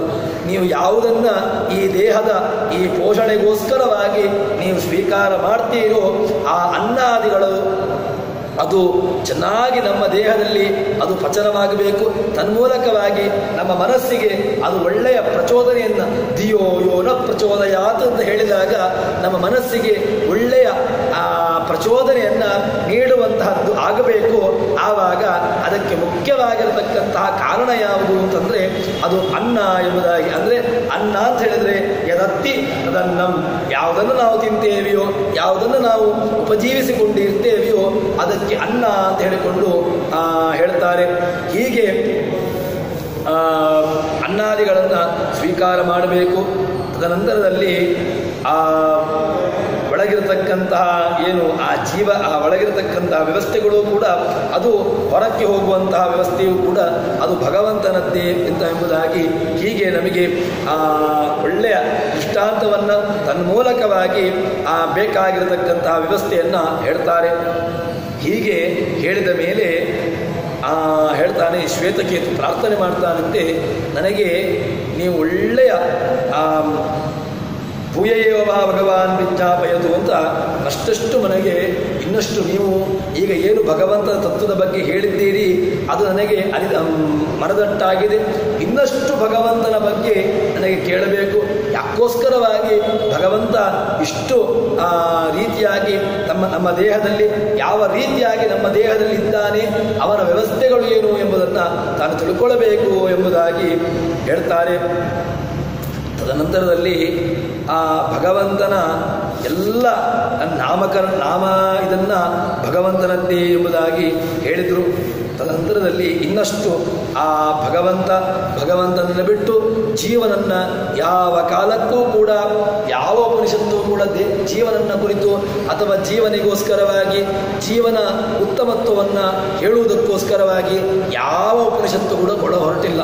ಮತ್ತು ಏನು ಸರ್ವೋತ್ತಮನಾಗಿರತಕ್ಕಂತಹ ಭಗವಂತ ಉಪನಿಷತ್ತು ಅಂತ ಕೇಳಿದಾಗ ಅದು ಭಗವಂತನದ್ದಲ್ಲ ಅಥವಾ ಅದು ಯಾವುದೋ ರೀತಿಯಾಗಿರತಕ್ಕಂತಹ ಅದು ವೇದಕ್ಕೆ ಸಮಾನವಲ್ಲ, ಈ ರೀತಿಯಾಗಿರತಕ್ಕಂತಹ ನಮ್ಮಲ್ಲಿ ಮನಸ್ಥಿತಿಗಳು ಬರುವಂತಹ ಸಂಭವ ಇದೆ. ಆದರೆ ಉಪನಿಷತ್ತುಗಳು ಏನು ಅಂತ ಕೇಳಿದ್ರೆ ಅದು ನಿರ್ಣಯಾತ್ಮಕವಾಗಿರತಕ್ಕಂತಹದ್ದು. ಭಗವಂತನ ಬಗ್ಗೆ ಚೆನ್ನಾಗಿ ನಮಗೆ ತಿಳಿಸಿಕೊಡಬೇಕು ಅಂತ ಆದರೆ ಉಪನಿಷತ್ತು ಬೇಕು. ವೇದಗಳನ್ನು ನಾವು ನೋಡಿದಾಗ ಸ್ಥಿರರ್ಥತಾಂ ಶತುಜವಿತ್ತದಶಾರ್ಥಂ ಭಾರತಂ ಶತಾರ್ಥಮಪಿ ಸ್ಯಾತ್ ಅಂತ ಹೇಳಿಕೊಂಡು ಆ ವೇದಕ್ಕೆ ನಮಗೆ ಅರ್ಥವನ್ನು ಮಾಡಲಿಕ್ಕೆ ಬರೋದಿಲ್ಲ. ಯಾಕೆ? ವೇದಗಳಿಗೆ ಅರ್ಥವನ್ನು ಮಾಡುವಂತಹದ್ದು ತುಂಬ ಕ್ಲಿಷ್ಟಕರವಾಗಿರತಕ್ಕಂತಹದ್ದು. ನೇರವಾಗಿ ಅದನ್ನು ಒಂದು ವಾಕ್ಯವನ್ನು ನೋಡಿ ತನ್ಮೂಲಕ್ಕೆ ನಾವು ವೇದಕ್ಕೆ ಇದೇ ರೀತಿಯಾಗಿರ್ತಕ್ಕಂಥ ಅರ್ಥ ಅಂತ ಹೇಳಿದ್ರೆ ಆ ರೀತಿಯಾಗಿರ್ತಕ್ಕಂಥ ಅರ್ಥ ಆಗಬೇಕು ಅಂತಿಲ್ಲ. ಅದು ಕೂಡ ಸಿದ್ಧಾಂತಕ್ಕೆ ಸರಿಯಾಗಿ ಅಥವಾ ಸಿದ್ಧಾಂತ ರೀತ್ಯ ಅದು ಇದ್ದರೆ ಆವಾಗಾದರೂ ಕೂಡ ಆ ರೀತಿಯಾಗಿರ್ತಕ್ಕಂಥ ಅರ್ಥವನ್ನು ಅದು ಒಪ್ಪಿಕೊಳ್ಬೋದು. ಆದರೆ ಸಿದ್ಧಾಂತ ವಿರೋಧವಾಗಿರ್ತಕ್ಕಂಥ ಅರ್ಥವನ್ನು ಯಾವ ಕಾಲಕ್ಕೂ ಕೂಡ ಅರ್ಥವನ್ನು ಮಾಡಲಿಕ್ಕೆ ಬರೋದಿಲ್ಲ.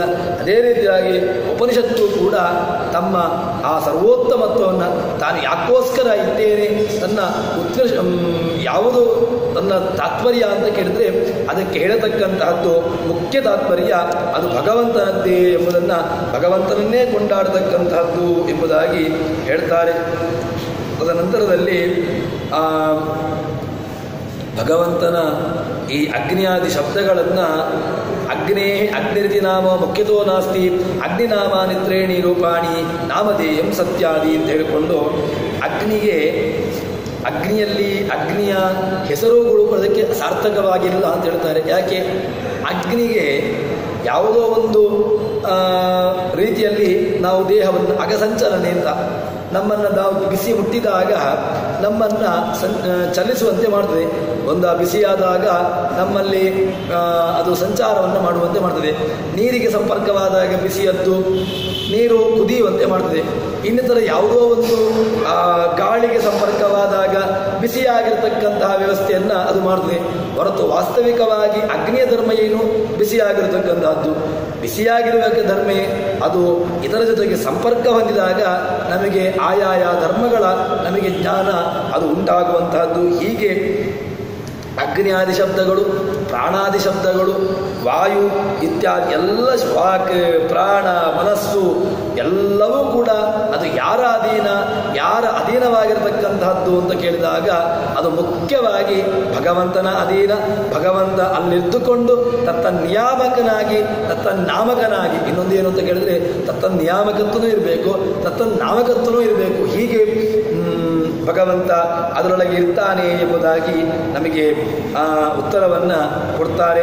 ಇನ್ನೊಂದೇನು ಅಂತ ಕೇಳಿದ್ರೆ ಮನಸ್ಸು ನನ್ನಲ್ಲಿಯೇ ಉಂಟು. ಮನಸ್ಸು ಯಾರ ಅಧೀನವಲ್ಲ. ಇಂದ್ರಿಯಗಳನ್ನಾದರೂ ಹೇಳಿ, ಇಂದ್ರಿಯಗಳಿಗಾದರೂ ಅದು ಭಗವಂತ ಈ ಕೈ ಅದು ನನ್ನಲ್ಲ ಭಗವಂತ ಮಾಡಿಸಿದ ಹೇಳ್ಬೋದು. ಮನಸ್ಸನ್ನು ಒಳ್ಳೆ ರೀತಿಯಲ್ಲಿ ನಾವು ಭಗವಂತನ ಅಧೀನ ಅಂತ ಹೇಳ್ಬೋದು. ಯಾಕೆ ಅಂತ ಕೇಳಿದ್ರೆ ಪಂಚದಶಾನಿ ಮಾಶೀ ಕಾಮಂ ಅಪಹ ಪಿಬ ಆಪೋಮಯ ಪ್ರಾಣ ನ ಪಿಬತಃ ವಿಚ್ಛೇದ್ಯತ ಅಂತ ಹೇಳಿಕೊಂಡು ಹೇಳ್ತಾರೆ.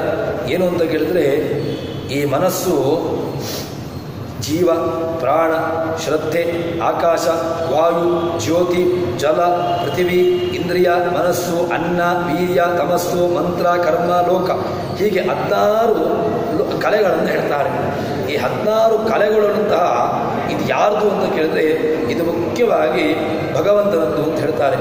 ಯಾಕೆ ಅಂತ ಕೇಳಿದ್ರೆ ಇದರ ಬಗ್ಗೆ ನಮಗೆ ಒಳ್ಳೆಯ ಅರಿವಿಗೆ ಬರಬೇಕು ಅಂತ ಹೇಳಿದ್ರೆ ಒಂದು ದೃಷ್ಟಾಂತವನ್ನು ಹೇಳ್ತಾರೆ.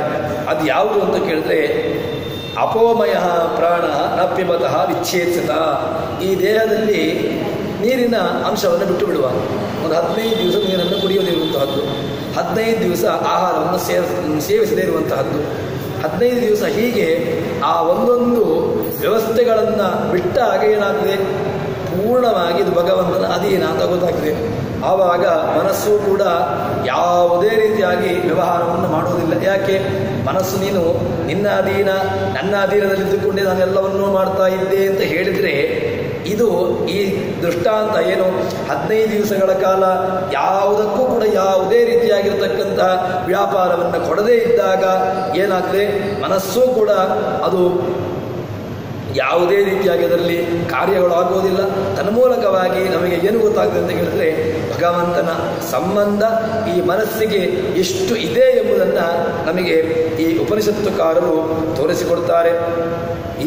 ಇದನ್ನು ಮತ್ತಷ್ಟು ಒಳ್ಳೆಯ ದೃಷ್ಟಾಂತದ ಮೂಲಕವಾಗಿ ನಮಗೆ ಹೇಳ್ತಾರೆ.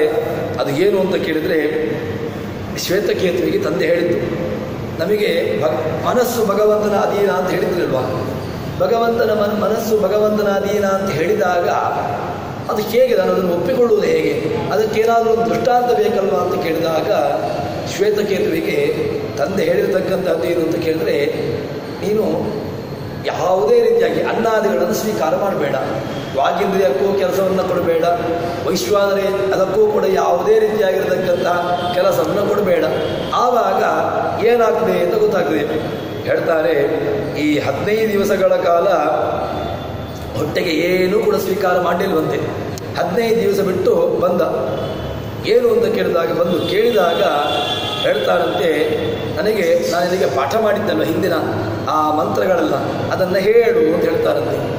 ಯಾವುದೋ ನನಗೆ ಉಪನಿಷತ್ತನ್ನು ಅಥವಾ ಋಗ್ವೇದ ಮಂತ್ರಗಳನ್ನು ಅಥವಾ ಯಜುರ್ವೇದ ಮಂತ್ರಗಳನ್ನು ಅಥವಾ ಸಾಮವೇದ ಮಂತ್ರಗಳನ್ನು ಅಥವಾ ಪುರಾಣಗಳನ್ನು ಯಾವುದು ನಿನಗೆ ನಾನು ಹಿಂದೆ ಹೇಳಿದ್ದೇನಲ್ವ ಅದು ನನಗೆ ಹೇಳು ಅಂತ ಹೇಳ್ತಾರಂತೆ. ಇವನಿಗೆ ಆ ಏನು 15 ದಿವಸಗಳ ಕಾಲ ತನ್ನ ಇಂದ್ರಿಯಗಳಲ್ಲಿ ಯಾವುದೇ ರೀತಿಯಾಗಿರ್ತಕ್ಕಂಥ ವ್ಯಾಪಾರಗಳಿಲ್ಲ. ಆದ್ದರಿಂದ ಏನಾಗ್ತಾಯಿತ್ತು, ಮಂತ್ರಗಳನ್ನು ಹೇಳಲಿಕ್ಕೆ ಅವನಿಗೆ ಬರ್ತಾ ಇಲ್ಲ, ಮನಸ್ಸಿಗೆ ಯಾವುದೇ ರೀತಿಯಾಗಿರ್ತಕ್ಕಂತಹ ವ್ಯಾಪಾರ ಬರ್ತಾ ಇಲ್ಲ.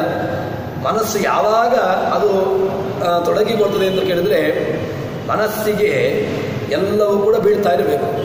ಮನಸ್ಸು ದೇವರಲ್ಲಿ ಹೋಗುವುದು ಯಾವಾಗ? ಉಪವಾಸ ಇದ್ದಾಗ ಹೋಗ್ತದೆ ಅಂತ ಹೇಳ್ತಾರೆ. ಉಪವಾಸ ಇದ್ದಾಗ ನಿಜವಾಗಿ ಉಪವಾಸ ಯಾಕಿರುವುದು ಅಂತ ಕೇಳಿದ್ರೆ, ಅದು 15 ದಿವಸಗಳಲ್ಲಿ ಒಂದು ದಿವಸ ಉಪವಾಸ ಅಂತ ಹೇಳ್ತೇವೆ. ಅದು ಉಪವಾಸ ಅಂತ ಹೇಳಿದ್ರೆ ಉಪಸತ್ಯವಾಸ, ಭಗವಂತನ ಬಳಿಯಲ್ಲಿ ವಾಸ ಮಾಡುವಂತಹದ್ದು. ಉಪಸತ್ಯವಾಸ ಅಂತ ಹೇಳಿದ್ರೆ ಅವನ ಬಳಿಗೆ ಹೋಗುವಂತಹದ್ದು ಹೇಗೆ, ಅವನ ಬಳಿಗೆ ಹೋಗ್ಲಿಕ್ಕೆ ಇರತಕ್ಕಂತಹ ಮಾರ್ಗ ಯಾವುದು ಅಂತ ಕೇಳಿದ್ರೆ ಇದೇ ಉಪನಿಷತ್ತುಗಳು, ವೇದಗಳು, ಪುರಾಣಗಳು, ಇದನ್ನ ಸಹಾಯ ಇಟ್ಟುಕೊಳ್ಳುವುದು, ಇದನ್ನ ಬಿಡಿಸುವಂತಹದ್ದು. ತನ್ಮೂಲಕವಾಗಿ ಅದರಲ್ಲಿರತಕ್ಕಂತಹ ಏನು ಆ ತತ್ವಜ್ಞಾನಗಳು, ಅದರತಕ್ಕಂತಹ ಏನು ನೀತಿಗಳಿದೆ ಅದನ್ನು ಅಧ್ಯಯನ ಮಾಡುವ ಮೂಲಕವಾಗಿ ಭಗವಂತನ ಬಳಿಗೆ ಹೋಗುವಂತಹದ್ದು. ನಮಗೂ ಕೂಡ ಏಕಾದಶಿ ದಿವಸ ಪಾಠ ಮಾಡಿದರೆ ಏನಾಗ್ತದೆ, ಏನು ತೋಚುವುದಿಲ್ಲ. ಯಾಕೆ? ಏಕಾದಶಿ ದಿವಸ ಪಾಠ ಅದು ಹೊಟ್ಟೆಗೆ ಯಾವುದೇ ರೀತಿಯಾಗಿ ಕೆಲಸ ಇರುವುದಿಲ್ಲ. ನಿಜವಾಗಿ ಹೊಟ್ಟೆಗೆ ಕೆಲಸ ಇಲ್ಲದ್ರಿಂದಾಗಿ ತಲೆಗೆ ಹೋಗಬೇಕು ಅಥವಾ ಮನಸ್ಸಿಗೆ ಹೋಗಬೇಕು. ಏಕಾದಶಿ ದಿವಸ ಮಾಡಿರ್ತಕ್ಕಂತಹ ಪಾಠವು ಅಥವಾ ಆ ದಿವಸದ ಓದಿರತಕ್ಕಂಥದ್ದು ಯಾವುದೋ ಮನಸ್ಸಿನ ತನಕ ಅದು ಮುಟ್ಟೋದೇ ಇಲ್ಲ. ಏನು ಅಂತ ಹೇಳಿದ್ರೆ, ಆ ಮನಸ್ಸು ನಮಗೆ ಉಳಿದಂತಹ ಇಂದ್ರಿಯಗಳಲ್ಲಿ ಅದು ರಥವಾಗಿರುತ್ತದೆ. ತನ್ಮೂಲಕವಾಗಿ ಅದು ಭಗವಂತನ ಕಡೆಗೆ ಹೋಗ್ಲಿಕ್ಕಾಗೋದಿಲ್ಲ. ಅದಕ್ಕೋಸ್ಕರವಾಗಿ ಏನು ಮಾಡಬೇಕು, ನಮಗೆ ಯಾವುದು ವಿಹಿತ, ಯಾವ ರೀತಿಯಾಗಿ ನಾವು ದೇಹವನ್ನು ಪೋಷಣೆ ಮಾಡಬೇಕು. ಹಿಂದೆ ಒಂದು ಮಾತು ಬಂದಿತ್ತು, ಶರೀರ ಮಾಧ್ಯಮ ಖಲು ಧರ್ಮ ಸಾಧನಂ ಅಂತ. ಪಾರ್ವತೀದೇವಿ ಅವಳು ಶಿವನನ್ನು ಕುರಿತು ತಪಸ್ಸು ಮಾಡುವಾಗ ಅಲ್ಲಿ ನಮಗೆ ಸಾಹಿತ್ಯ ಗ್ರಂಥದಲ್ಲಿ ಹೇಳುವಾಗ, ಅಲ್ಲಿ ಕಾವ್ಯ ಗ್ರಂಥದಲ್ಲಿ ಹೇಳುವಾಗ ಅವಳು ಪಾರ್ವತಿ ಹೇಳಿರ್ತಕ್ಕಂತಹ ಮಾತು ಶರೀರ ಮಾಧ್ಯಮ ಖಲು ಧರ್ಮ ಸಾಧನಂ ಅಂತ. ಮೊದಲಿಗೆ ಈ ಶರೀರವನ್ನು ನೋಡಿಕೊಳ್ಳಬೇಕು. ಶರೀರವಂತ ಹೇಳಿದರೆ ಶರೀರಕ್ಕಿಂತ ಪ್ರತ್ಯೇಕವಾಗಿ ಇಂದ್ರಿಯಗಳಿಲ್ಲ. ಶರೀರದ ಜೊತೆಗೇನೆ ಇರತಕ್ಕಂತಹದ್ದು ಇಂದ್ರಿಯಗಳು ಸರಿಯಾಗಿರಬೇಕು. ಇಂದ್ರಿಯಗಳ ಜೊತೆಗೆ 6 ಇಂದ್ರಿಯಗಳು, ಅದರಲ್ಲಿ ಪಂಚ ಇಂದ್ರಿಯ, ತದನಂತರದಲ್ಲಿ ಒಂದು ಮನಸ್ಸು. ಆ ಷಡೀಂದ್ರಿಯಗಳು ಕೂಡ ಅದು ಕಾರ್ಯವನ್ನು ಮಾಡಬೇಕು. ಷಡೀಂದ್ರಿಯದಲ್ಲಿ ಒಂದು ಉಪರತವಾದರೂ ಕೂಡ ಭಗವಂತನ ಕಡೆಗೆ ನಮಗೆ ಅದು ಏನು ಆಗೋದಿಲ್ಲ, ಅದಕ್ಕೆ ಲಿಂಕ್ ಸಿಗೋದಿಲ್ಲ. ಭಗವಂತನಿಗೂ ನಮಗೂ ಯಾವುದೊಂದು ಟಚ್ ಬೇಕು ಅಥವಾ ಭಗವಂತನಿಗೂ ನಮಗೂ ಬೇಕಾಗಿರತಕ್ಕಂತಹ ಒಂದು ಏನು ಆ ಮಾರ್ಗ ಅದು ತಪ್ಪಿ ಹೋಗ್ತದೆ. ಅದಕ್ಕೋಸ್ಕರವಾಗಿ ಆ ಭಗವಂತನನ್ನು ಕಾಣಬೇಕು ಅಂತಾದರೆ ಈ ಶರೀರ ಬೇಕು, ಶರೀರದ ಜೊತೆಗೆ ಇಂದ್ರಿಯಗಳು ಬೇಕು, ಇಂದ್ರಿಯ ಜೊತೆಗೆ ಮನಸ್ಸು ಬೇಕು. ಆ ಮನಸ್ಸು ಅದು ಯಾರ ಅಧೀನ ಅಂತ ಕೇಳಿದಾಗ ಅದು ಭಗವಂತನ ಅಧೀನ ಎಂಬಂತಹ ದೃಷ್ಟಾಂತವನ್ನ ನನಗೆ ತೋರಿಸಿಕೊಡ್ತಾರೆ. ತದನಂತರದಲ್ಲಿ ಶ್ವೇತಕೇತು ಬರ್ತಾನೆ, ಬಂದು ಹೀಗೆ ಉತ್ತರಿಸ್ತಾನೆ, ನನಗೇನು ಕೂಡ ಆಗ್ತಾ ಇಲ್ಲ ಅಂತ. ಸರಿ, ಅದಕ್ಕೆ ಶ್ವೇತಕೇತುವಿಗೆ ತಂದೆ ಹೇಳ್ತಾನಂತೆ, ಏನು ಅಂತ ಕೇಳಿದ್ರೆ, ದೊಡ್ಡದಾಗಿರ್ತಕ್ಕಂಥ ಒಂದು ಗುಪ್ಪೆ, ಅದನ್ನು ತೆಗೆದು ತೆಗೆದು ತೆಗೆದು ಬರ್ತಾ ಬಂದರೆ ಏನಾಗ್ತದೆ ಅಂತ ಕೇಳಿದಾಗ ಆ ಪ್ರಾಣ ಒಂದು ಉಳ್ಕೊಂಡಿದೆ, ಉಳಿದಂತಹ ಎಲ್ಲ ಕಲೆಗಳು ಹೋಗಿದ್ರಿಂದಾಗಿ ಒಂದು ಕಲೆ ಸ್ವಲ್ಪ ಉಳ್ಕೊಂಡಿದೆ. ಆ ಪ್ರಾಣ ಎಂಬಂಥ ಒಂದು ಕಲೆ ಉಳ್ಕೊಂಡಿದೆ. ಯಾಕೆ? ನೀರಿನ ವ್ಯವಸ್ಥೆ ಇಲ್ಲ, ಯಾವುದೂ ಇಲ್ಲದ್ರಿಂದಾಗಿ ಆ ಸದೆಗೆ ಕೊಂಡಿರತಕ್ಕಂತಹ ಪ್ರಾಣ ಎಂಬಂತಹ ಒಂದು ಕಲೆ ಅದು ಉಳ್ಕೊಂಡಿದೆ. ತನ್ಮೂಲಕವಾಗಿ ಅವನು ಆ ಭಗವಂತನನ್ನ ತಿಳ್ಕೊಂಡ, ಭಗವಂತನನ್ನ ನೋಡಿದ ಅಂತ ಎಂಬುದಾಗಿ ಹೇಳ್ತಾರೆ. ಹೀಗೆ ಆ ದೃಷ್ಟಾಂತಗಳ ಮೂಲಕವಾಗಿ ನಮಗೆ ಅದನ್ನು ತೋರಿಸಿಕೊಡ್ತಾರೆ. ತದನಂತರದಲ್ಲಿ ಶ್ವೇತಕ್ಕೆ, ಯಾಕೆಂದರೆ ಮಗನಿಗೆ ಅವನಿಗೆ ಆರಂಭದಲ್ಲಿ ಹೇಳುವಾಗಲೇ ಅವನನ್ನು ತಿದ್ದಬೇಕಿತ್ತು. ಸ್ತಬ್ಧ ಅಂತ ಅವನನ್ನು ಉಪನಿಷತ್ತು ಕೊಟ್ಟಿರತಕ್ಕಂತಹ ಮಾತು ಏನು ಅಂತ ಹೇಳಿದ್ರೆ, ಸ್ತಬ್ಧ ಅಂತ. ಒಂದಷ್ಟು ಅಹಂಕಾರದಿಂದ ಇದ್ದರೆ ಯಾವುದೂ ಕೂಡ ಅವನಿಗೆ ಅದು ಪರಿಚಯವಾಗಲ್ಲ ಎಂಬುದನ್ನು ತೋರಿಸಿಕೊಟ್ಟ. ತದನಂತರದಲ್ಲಿ ಮತ್ತೆ ಪುನಃ ಭಗವಂತ ಆ ತಂದೆಯ ಬಳಿಗೆ ಬರ್ತಾನೆ. ತಂದೆಯ ಬಳಿಗೆ ಬಂದು ಎಲ್ಲವನ್ನೂ ಕೂಡ ಅವನು ತಂದೆಗೆ ಒಪ್ಪಿಸ್ತಾನಂತೆ. ಎಲ್ಲ ಆ ಇಂದ್ರಿಯಗಳು ಅದೇ ರೀತಿಯಾಗಿ ಎಲ್ಲವೂ ಕೂಡ ತಮ್ಮ ಕಾರ್ಯವನ್ನು ಮಾಡಬೇಕು ಅಂತಾದರೆ ಏನಾಗಬೇಕು? ಆಯಾಯ ಇಂದ್ರಿಯಗಳಲ್ಲಿ ವ್ಯವಸ್ಥೆ ಆಗಬೇಕು. ಏನಾಯಿತು? ಒಂದು ದೊಡ್ಡ ದೃಷ್ಟಾಂತ ಹೇಗೆ ಅಂತ ಕೇಳಿದ್ರೆ, ದೊಡ್ಡ ಕಟ್ಟಿಗೆ ರಾಶಿ, ಅಲ್ಲಿ ಒಂದು ಬೆಂಕಿ ಹಾಕಿದ್ರು. ಆ ಬೆಂಕಿ ಹಾಕಿದಾಗ ಅಲ್ಲಿರತಕ್ಕಂತಹ ಬೆಂಕಿಯದು ಒಳ್ಳೆಯ ಕೆಂಡಾಯಿತು. ಕೆಂಡ ಆದಾಗ ಏನಾಯಿತು? ಅಲ್ಲಿರತಕ್ಕಂಥ ಒಂದೊಂದೇ ವ್ಯವಸ್ಥೆಯನ್ನು ಕೆಂಡವನ್ನು ತೆಗಿತಾ ಬರುವುದು, ಬೇರೆ ಅಲ್ಲಿಂದ ತೆಗಿತಾ ಬರುವಂತಹದ್ದು. ಏನಾಯಿತು? ಅಲ್ಲಿರತಕ್ಕಂತಹ ರಾಶಿ ಅದು ಕಮ್ಮಿ ಆಗ್ತಾ ಬಂತು. ಕೊನೆಗೆ ಎಲ್ಲಿ ತನಕ ಹೋಯಿತು ಅಂತ ಕೇಳಿದ್ರೆ, ಸಣ್ಣ ಕಿಡಿ ಮಾತ್ರ ಉಳಿಯಿತು. ಅದೇ ರೀತಿಯಾಗಿ ದೇಹವನ್ನು ಕೂಡ ಹೇಗಾಯಿತು? 16 ಕಲೆಗಳಿಂದ ಕೂಡಿತ್ತು. ಒಂದೊಂದೇ ಕಲೆಗಳಿಂದ ಹಿಂದಾಗ್ತಾ ಬಂದಾಗ ಯಾವುದಿತ್ತು? ಅಲ್ಲಿ ಪ್ರಾಣ, ಶ್ರದ್ಧೆ, ಆಕಾಶ, ವಾಯು, ಜ್ಯೋತಿ, ಜಲ, ಪೃಥಿವಿ, ಇಂದ್ರಿಯ, ಮನಸ್ಸು ಎಲ್ಲವೂ ಕೂಡ ಹೋಗ್ತಾ ಬಂದಾಗ ಕಡೆಗೆ ಉಳ್ಕೊಂಡಿರ್ತಕ್ಕಂತಹ ಒಂದು ಕಲೆ ಯಾವುದು ಅಂತ ಕೇಳಿದ್ರೆ ಅದು ಸ್ವಲ್ಪ ಪ್ರಾಣ ಕಲೆ ಉಳ್ಕೊಂಡಿತ್ತು. ಉಳಿದಂತಹ ಕಲೆಗಳೆಲ್ಲವೂ ಕೂಡ ನಾಶವಾಗಿತ್ತು. ಆದ್ದರಿಂದ ಇಲ್ಲಿಯೂ ಕೂಡ ಆ ದೃಷ್ಟಾಂತದಂತೆ ನಮಗೆ ಮನಸ್ಸು ಅದು ಅಭಿಮನ್ಯಮಾನವಾಗಿರತಕ್ಕಂತಹ ಭಗವಂತ ಅವನಿದ್ದಾಗ, ಅವನಿಂದ ನಿಯಾಮಕತ್ವೇನ ಇದ್ದಾಗ ಮಾತ್ರ ಆ ಇಂದ್ರಿಯಗಳು ತನ್ನ ಕೆಲಸವನ್ನು ಮಾಡ್ತವೆ ಎಂಬುದಾಗಿ ನಮಗೆ ಅದನ್ನು ತೋರಿಸಿಕೊಡ್ತಾರೆ.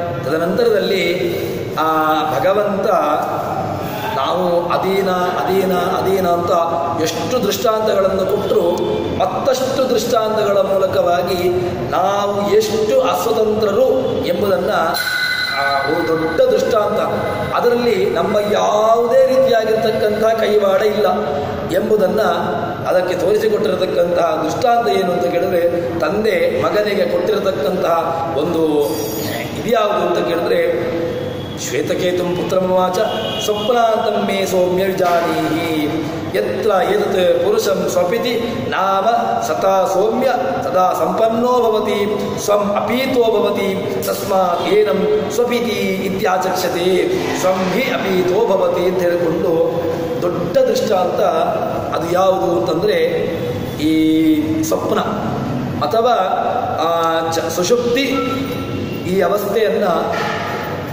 ಜೀವನಿಗೆ ಅವಸ್ಥೆಗಳು ಉಂಟು. ಜಾಗೃತ, ಸ್ವಪ್ನ, ಸುಷುಪ್ತಿ, ಇನ್ನೊಂದು ತುರಿಯಾವಸ್ಥೆ ಅಂತ. ಆ ತುರಿಯ ನಾಮಕನಾಗಿರ್ತಕ್ಕಂತಹ ಭಗವಂತನ ಆಲಿಂಗನವನ್ನು ಪಡೆದಾಗ ಅವನಿಗೆ ಆಗತಕ್ಕಂತಹದ್ದು ಅದು ಕೊನೆಯ ಅವಸ್ಥೆ. ಈ ನಮಗೆ ಜಾಗೃತ ಅವಸ್ಥೆಯನ್ನು ಬೇಕಾದರೂ ನಾವು ಹೇಳ್ಬೋದು, ನಾನೇ ಎಚ್ಚರ ಇದ್ದದ್ದು, ನನ್ನ ಅಧೀನವಾಗಿ ಆಯಿತು, ನಾನೇ ಇದನ್ನು ಆ ಕಡೆ ಕೊಂಡೋದ್ದು, ಈ ರೀತಿಯಾಗಿರ್ತಕ್ಕಂತಹ ಮಾತುಗಳನ್ನು ಹೇಳಲಿಕ್ಕೆ ವಾಸ್ತವಿಕವಾಗಿ ಅದು ಇಲ್ಲ. ಆದರೆ ಜಾಗೃತ ಅವಸ್ಥೆಯಲ್ಲಿ ಅಷ್ಟು ಜ್ಞಾನ ಇಲ್ಲ ಅಂತಲೂ ಬೇಕಾದರೂ ಹೇಳ್ಬೋದು. ಆದರೆ ಸ್ವಪ್ನಾವಸ್ಥೆ ಮತ್ತು ಸುಷುಪ್ತ್ಯವಸ್ಥೆಯಲ್ಲಿ ಮಾತ್ರ ಜೀವನ ಅಂಶ, ಜೀವನ ಕೈವಾಡ ಕಿಂಚಿತ್ತೂ ಇಲ್ಲ. ಸರಿ, ಇಂದ್ರಿಯಗಳದ್ದಾದರೂ ಉಂಟಾ ಅಂತ ಕೇಳಿದ್ರೆ ಇಂದ್ರಿಯಗಳೂ ಕೂಡ ಉಪರತವಾಗಿರ್ತವೆ. ಇಂದ್ರಿಯಗಳು ಕೂಡ ಯಾವ ಕಾರ್ಯವನ್ನೂ ಮಾಡುವುದಿಲ್ಲ, ಯಾವುದೇ ರೀತಿಯಾಗಿರ್ತಕ್ಕಂತಹ ಒಂದು ತಮ್ಮ ಕ್ರಿಯೆಯನ್ನು ಮಾಡ್ತಾ ಇರುವುದಿಲ್ಲ. ಅದಕ್ಕೋಸ್ಕರವಾಗಿ ನೀವು ಯಾರನ್ನು ಒಪ್ಪಿಕೊಳ್ಳಬೇಕು ಅಂತ ಕೇಳಿದ್ರೆ ಒಬ್ಬ ಪ್ರತ್ಯೇಕನಾಗಿರತಕ್ಕಂತಹ ಭಗವಂತ, ಅವನು ಈ ಸುಷುಪ್ತಿ ಮತ್ತು ಈ ವ್ಯವಸ್ಥೆಗಳನ್ನು ಮಾಡ್ತಾ ಇದ್ದಾನೆ ಎಂಬುದಾಗಿ ಹೇಳ್ತಾರೆ. ಅದನ್ನು ಹೇಳುವಾಗ ತಂದೆ ಮಗನಿಗೆ ಹೇಳುವಾಗ ಹೇಳ್ತಾನಂತೆ, ಸ್ವಪ್ನಾವಸ್ಥೆ ಮತ್ತು ಜೀವನ್ಮುಕ್ತಿ ಅವಸ್ಥೆಯ ಅದು ಯಾವುದು ಅಂತ ಕೇಳಿದ್ರೆ ಆ ಸ್ವಪ್ನ ಅಂತ. ಆ ಸ್ವಪ್ನಾವಸ್ಥೆ ಅದು ಗಾಢ ನಿದ್ರೆ, ಏನೂ ಇಲ್ಲ. ಒಳ್ಳೆಯ ತುರಿಯನ ಮಗನಾಗಿರ್ತಕ್ಕಂತಹ ಭಗವಂತನನ್ನು ಆಲಿಂಗನೆ ಮಾಡಿಕೊಂಡು ತಾನು ಮಲಗಿರ್ತಾನೆ. ಅಂತಹ ಭಗವಂತನನ್ನು ಆಲಿಂಗನ ಮಾಡಿರತಕ್ಕಂಥ ಸಂದರ್ಭದಲ್ಲಿ ಆ ಜೀವ ಒಳ್ಳೆಯ ನಿದ್ರೆಯಲ್ಲಿ ಇರ್ತಾನೆ. ತದನಂತರದಲ್ಲಿ ಯಾವಾಗ ಅವನು ಹೊರಕ್ಕೆ ಬರ್ತಾನೋ ಆವಾಗ ಅಲ್ಲಿನ ಹೃದಯ ಕಮಲದಿಂದ ಬರ್ತಾನೋ ಆವಾಗ ಪರಮಾತ್ಮ ಅಂತಾನೆ. ತನ್ಮೂಲಕವಾಗಿ ತಾನು ಪೂರ್ತಿ ಏನೂ ಇಲ್ಲ, ತಾನು ಪೂರ್ಣ ಮಲಗಿದ್ದಾನೆ ಅಂತ ಹೇಳಿದರೆ ನಮಗೆ ಮಲಗಿದ್ದು ಮಾತ್ರ ಗೊತ್ತು. ಆದರೆ ಅದರ ಮುಂದೆ ಭಗವಂತ ಎಲ್ಲ ಈ ಜೀವನೊಳಗಿದ್ದುಕೊಂಡು ಎಷ್ಟೆಷ್ಟು ಜ್ಞಾನವನ್ನು ಕೊಡ್ತಾನೆ ಅಂತ ಕೇಳಿದ್ರೆ ನಮಗೆ ಎದ್ದ ಮೇಲೆ ಕೆಲವೆಲ್ಲ ಜ್ಞಾನಗಳನ್ನು ನಮಗೆ ನಾವು ಹೇಳ್ತೇವೆ. ನಾನು ಇಲ್ಲಿ ಇಷ್ಟೊತ್ತು ಮಲ್ಕೊಂಡೆ ಮಾರಾಯ ಅಂತ, ಇಷ್ಟೊತ್ತು ಇಲ್ಲಿ ಮಲ್ಕೊಂಡೆ ಅಂತ ಹೇಳಿಕೊಂಡು ಯಾರಿಗೆ ಬಂದಿರತಕ್ಕಂತಹ ಜ್ಞಾನ? ಅಲ್ಲಿ ಜೀವನಿಗೆ ಬಂದಿರತಕ್ಕಂತಹ ಜ್ಞಾನ ಹೌದು, ಜೀವನಿಗೆ ಬಂದಿರತಕ್ಕಂತಹ ಜ್ಞಾನ ಇಂದ್ರಿಯಗಳಿಗೆ ಬಂದಿರತಕ್ಕಂತಹದ್ದಲ್ಲ. ಯಾಕೆ? ಇಂದ್ರಿಯ ಕಣ್ಣು ಮುಚ್ಚಿತ್ತು, ಕಿವಿಯೂ ಕೂಡ ತನ್ನ ಕಾರ್ಯವನ್ನು ಮಾಡಲಿಲ್ಲ, ಕೈಯೂ ಆಕಾಶವನ್ನು ಗ್ರಹಿಸಲಿಲ್ಲ, ಕಾಲುಗಳು ಕೂಡ ಯಾವುದೇ ರೀತಿಯಾಗಿರ್ತಕ್ಕಂತಹ ವ್ಯವಸ್ಥೆಯನ್ನು ಗ್ರಹಿಸಲಿಲ್ಲ. ಮತ್ತು ಬಂದಿರತಕ್ಕಂತಹ ಜ್ಞಾನ ಸತ್ಯ ಮೂರನ್ನು ಗ್ರಹಣ ಮಾಡಿದೆ. ಯಾವುದನ್ನು? ಒಂದು ಸ್ಥಾನವನ್ನು, ಒಂದು ಕಾಲವನ್ನು, ಒಂದು ದೇಶವನ್ನು, ದೇಶ ಕಾಲ ಸ್ಥಾನ, ಈ ಮೂರನ್ನೂ ಕೂಡ ಗ್ರಹಣ ಮಾಡಿದೆ. ಅದು ಯಾವುದು ಅಂತ ಕೇಳಿದ್ರೆ ಅದು ಸಾಕ್ಷಿ ಅಂತ ಹೇಳಿಕೊಂಡು ಹೇಳ್ತಾರೆ. ಆದರೆ ಇದು ಯಾರಿಗೆ ಬಂದದ್ದು ಜ್ಞಾನ? ಜೀವನಿಗೆ ಬಂದಿರತಕ್ಕಂಥದ್ದು. ಯಾರ ಅಧೀನವಾಗಿ ಬಂದಿರತಕ್ಕಂತಹದ್ದು ಅಂತ ಕೇಳಿದ್ರೆ ಅದು ಭಗವಂತನ ಅಧೀನವಾಗಿ ಬಂದಿರತಕ್ಕಂತಹದ್ದು ಅಂತ. ಒಂದು ವೇಳೆ ಮಲಗಿರ್ತಕ್ಕಂತಹ ಜೀವ ಎದ್ದೇಳಲಿಲ್ಲ ಅಂತ ಆದರೆ ಆವಾಗಲೂ ಕೂಡ ಇವನ ಅಧೀನ ಇಲ್ಲ. ಇವನು ಮಲಗಿದ್ದವನು ಎದ್ದೇಳಬೇಕಲ್ವ? ತನ್ನ ಅಧೀನ ಅಂತ ಆದರೆ ರಾತ್ರಿ ಮಲಗಿದ್ದಾನೆ, ಮರುದಿವಸ ಬೆಳಿಗ್ಗೆ ಹೇಳಬೇಕಿತ್ತು. ತನ್ನ ಅಧೀನವಾಗಿಯೇ ತಾನಿದ್ರೆ ಆ ರಾತ್ರಿ ಮಲಗಿರ್ತಕ್ಕಂತಹ ಜೀವ ಮರುದಿವಸ ಬೆಳಿಗ್ಗೆ ಹೇಳಬೇಕಿತ್ತು. ತನ್ನ ಅಧೀನ ಇಲ್ಲ ಎಂಬುದನ್ನು ನಮಗೆ ಈ ದೃಷ್ಟಾಂತ ಚೆನ್ನಾಗಿ ತೋರ್ತದೆ. ಇನ್ನೊಂದು ಏನು ಅಂತ ಕೇಳಿದ್ರೆ ದೃಷ್ಟಾಂತ, ಒಳ್ಳೆಯ ದೃಷ್ಟಾಂತವನ್ನು ಕೊಡ್ತಾರೆ. ಶಕುನಿ ಸೂತ್ರೇಣ ಪ್ರಬದ್ಧ ದಿಶಂ ದಿಶಂ ಧರಿತ್ವ ಅನ್ಯತ್ರಾಯತನಂ ಲಬ್ಧ್ವ ಅಲಬ್ಧ್ವ ಬಂಧನನೇ ಉಪಾಶ್ರಯತೆ ಅಂತ. ಹೇಗೆ ಅಂತ ಕೇಳಿದ್ರೆ ಈ ಒಂದು ದೃಷ್ಟಾಂತ, ಆ ಬೇಡನ ಕೈಯಲ್ಲಿರ್ತಕ್ಕಂಥ ಹಕ್ಕಿ, ಅವನು ಅದನ್ನು ಹಗ್ಗ ಕಟ್ಟಿದ್ದಾನೆ. ಹಗ್ಗ ಕಟ್ಟಿ ಅವನದನ್ನು ಬಿಟ್ಟಿದ್ದಾನೆ. ಬಿಟ್ಟರೂ ಕೂಡ ಅದರ ಸೂತ್ರ ಎಲ್ಲುಂಟು ಅಂತ ಕೇಳಿದರೆ ತನ್ನ ಕೈಯಲ್ಲೇ ಉಂಟು. ಅದು ಎಲ್ಲ ಕಡೆಗೂ ತಿರುಗಾಡಿತು. ಎಲ್ಲ ಕಡೆಗೂ ತಿರುಗಾಡಿ ಕೊನೆಗೆ ಬಂದು ಏನು ಮಾಡಿತು ಅಂತ ಕೇಳಿದ್ರೆ, ಕೊನೆಗೆ ಬಂದು ಮತ್ತೆ ಪುನಃ ಯಾರು ಬೇಡ ವ್ಯಾಧ ಇದ್ದಾನೆ ಅವನ ಬಳಿಗೇ ಅದು ಬಂದಿರತಕ್ಕಂತಹದ್ದು. ಅದೇ ರೀತಿಯಾಗಿ ಈ ಜೀವ ಏನಾಗಿದೆ ಅಂತ ಕೇಳಿದ್ರೆ, ಸಂಸಾರ ಜಾಗೃತ ಸ್ವಪ್ನ ಸುಷುಪ್ತಿ ಅವಸ್ಥೆಗಳಲ್ಲಿ ಅವನು ಸಂಸಾರದ ಜೀವನ್ಮುಕ್ತಿ ಅವಸ್ಥೆಗಳಲ್ಲಿಯೂ ಕೂಡ ತಿರುಗಾಡಿದ ಎಲ್ಲೂ ಕೂಡ ಸ್ಥಾನ ಸಿಗಲಿಲ್ಲ. ಕೊನೆಗೆ ಬಂದಿರತಕ್ಕಂಥದ್ದು ಎಲ್ಲಿ ಅಂತ ಕೇಳಿದರೆ ಅವನು ಪ್ರಾಣನಾಮಕನಾಗಿರ್ತಕ್ಕಂತಹ ಭಗವಂತನಲ್ಲಿಯೇ ಅವನು ಆಶ್ರಯವನ್ನು ಪಡೆದುಕೊಂಡ ಅಂತ ಹೇಳ್ತಾರೆ. ಅದೇ ರೀತಿಯಾಗಿ ಏನಾಯಿತು? ಸುಷುಪ್ತಿಯಲ್ಲಿ ಮತ್ತು ಮುಕ್ತಿಯಲ್ಲಿ ಭಗವಂತ ಆಶ್ರಯವನ್ನು ಕೊಟ್ಟಿರ್ತಾನೆ. ಆ ಜೀವ ಪ್ರಾಣನಾಮಕನಾಗಿರ್ತಕ್ಕಂತಹ ಪರಮಾತ್ಮನ ಅಧೀನವಾಗಿ ಆ ಜೀವ ಇರ್ತಾನೆ. ಇಲ್ಲಿ ಆ ಜೀವ ಬಂಧನಕ್ಕೊಳಗಿರ್ತಾನೆ. ಏನು? ಆ ಜೀವ ಸ್ವತಂತ್ರನಾಗಿರೋದಿಲ್ಲ. ಮತ್ತೆ ಯಾರ ಅಧೀನವಾಗಿರ್ತಾನೆ ಅಂತ ಕೇಳಿದ್ರೆ ಆ ಭಗವಂತನ ಅಧೀನವಾಗಿ ಸದಾ ಕಾಲದಲ್ಲೂ ಕೂಡ ಆ ಜೀವ ಪ್ರತ್ಯೇಕ ಪ್ರತ್ಯೇಕನಾಗಿ ಹೋಗಬೇಕಿತ್ತು. ಆ ಪ್ರತ್ಯೇಕವಾಗಿ ಹೋಗಬೇಕು ಅಂತಾದರೂ ಕೂಡ ಅದಕ್ಕೆ ಬೇಕಾಗಿರತಕ್ಕಂಥ ಮಾರ್ಗಗಳು ಬೇಕು. ಆ ಮಾರ್ಗ ಬೇಕು ಅಂತಾದರೆ ಅದಕ್ಕಿರತಕ್ಕಂತಹ ಮಾರ್ಗ ಉಪಾಯ ಅದು ಯಾವುವು ಎಂಬುದನ್ನು ಚೆನ್ನಾಗಿ ಅದನ್ನು ತಿಳ್ಕೊಂಡು ತನ್ಮೂಲಕವಾಗಿ ಆ ಜೀವ ಇಲ್ಲಿಂದ ಹೋಗಲಿಕ್ಕೆ ತನ್ನ ಪ್ರಯತ್ನವನ್ನು ಮಾಡಬೇಕು. ಆ ಸಾತ್ವಿಕವಾಗಿರತಕ್ಕಂತಹ ಪ್ರಯತ್ನವನ್ನು ಭಗವಂತ ನಮ್ಮಿಂದ ಮಾಡಿಸಲಿ ಅಂತ ಹೇಳಿಕೊಂಡು ಈ ರೀತಿಯಾಗಿ ಪ್ರಾರ್ಥನೆಯನ್ನು ಮಾಡ್ತಾ ಹೀಗೆ ಜೀವನ ವ್ಯವಸ್ಥೆಯನ್ನು ಹೇಳಿದರು. ತದನಂತರದಲ್ಲಿ ಭಗವಂತ ಆ ಸ್ವಪ್ನದ ಕೊನೆಯ ಭಾಗ ಅದು ಸುಷುಪ್ತಿ, ಆ ಸುಷುಪ್ತಿಯ ಅವಸ್ಥೆ ಅದರ ಪ್ರಕಾರಗಳು ಹೇಗೆ, ಅದು ಯಾವ ರೀತಿಯಾಗಿರ್ತದೆ, ಅಲ್ಲಿರ್ತಕ್ಕಂತಹ ಭಗವಂತನ ನಿಯಾಮಕ ಅದು ಯಾವುದು ಎಂಬುದಾಗಿ ಅದರ ಬಗ್ಗೆ ಹೇಳ್ತಾನೆ. ಅದನ್ನು ನಾಳೆ ಸೇರಿದಾಗ ನೋಡೋಣ ಅಂತ ಹೇಳುವಲ್ಲಿ ಹರಿಪ್ರಿಯತಾ ಶ್ರೀಕೃಷ್ಣಾರ್ಪಣಮಸ್ತು. ಸರ್ವಣ ಸಂಪೂರ್ಣ ಸರ್ವದೋಷ ವಿವರ್ಜಿತ ಪ್ರಿಯತಾಂ ಪ್ರೀತೇ ಬಾಲಂ ವಿಷ್ಣುರ್ಮೇ ಪರಮಸ್ವರತ್. ಶ್ರೀಕೃಷ್ಣಾರ್ಪಣಮಸ್ತು.